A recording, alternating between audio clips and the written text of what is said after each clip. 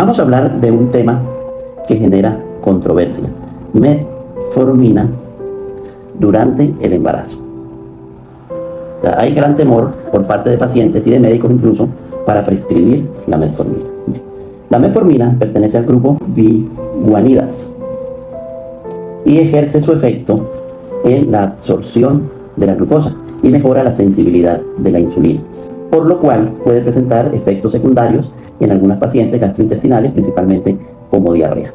La metformina tradicionalmente ha sido usada para el síndrome de ovarios poliquísticos, para los pacientes con obesidad y para la resistencia a la insulina o los pacientes prediabéticos. ¿Okay?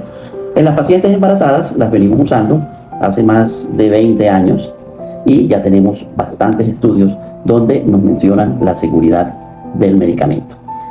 ¿Qué pacientes entonces tenemos que estén tomando metformina?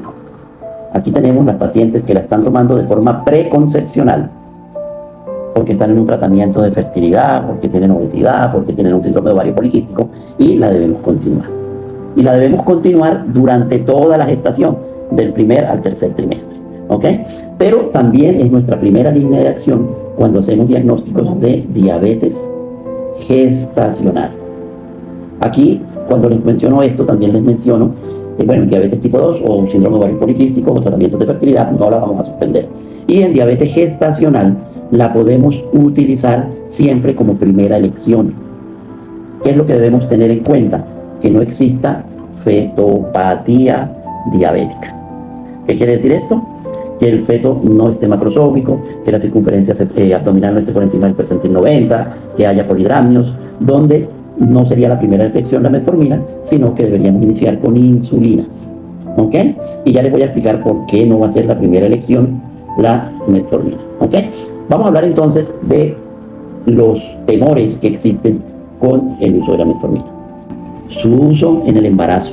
Y la pregunta es si ese uso en el embarazo es seguro o no es seguro.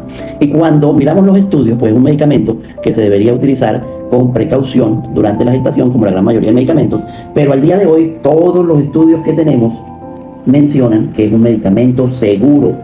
Inclusive ya tenemos seguimiento de niños expuestos a metformina hasta los 14 años de edad y han tenido un neurodesarrollo normal.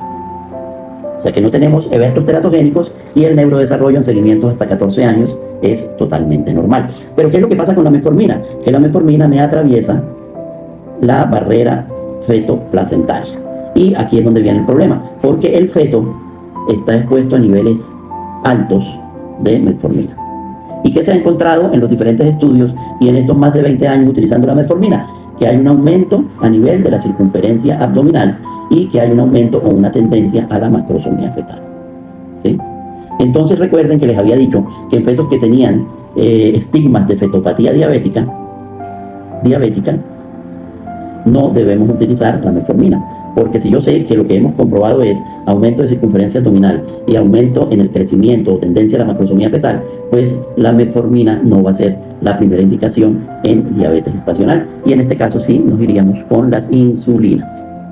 Eso es de tenerlo muy claro. ¿Ok? Recuerden que la metformina se le atribuyen múltiples tratamientos. ¿En qué? Ya les mencioné: síndrome de ovario poliquístico, en obesidad, en resistencia a la insulina, y se habla que puede ser incluso cardioprotector, que tiene menor incidencia en la aparición de cáncer, principalmente en cáncer de mama y cáncer de colon, que tiene menor incidencia o que algunos lo mencionan como el medicamento que disminuye el envejecimiento. ¿Sí? Pero pues la evidencia en estos otros aspectos no es totalmente contundente.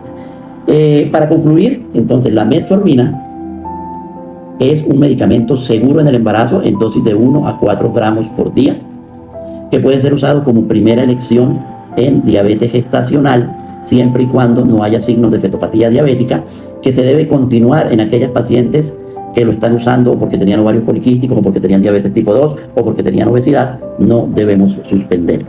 Y que hasta el momento no existen evidencias de que ocurran alteraciones a nivel morfológico o funcional del feto. O sea, que no hay ni teratogénesis morfológica ni teratogénesis funcional.